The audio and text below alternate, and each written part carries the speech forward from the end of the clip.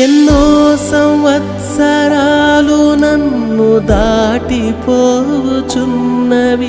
నా ఆశలు నా కలలనే వెంబడించుచుంటిని. ఫలాలు లేని వృక్షము వలె ఎదిగిపోతిని, ఏనాడు కూలిపోదునో ఎరుగకుంటిని.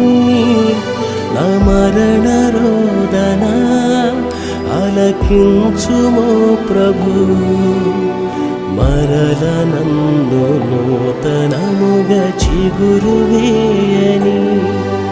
నా బ్రతుకు దినములు లెక్కింప నేర్పుము దేవాయి, భువిని వేడు గడియ నాకు చూపుము.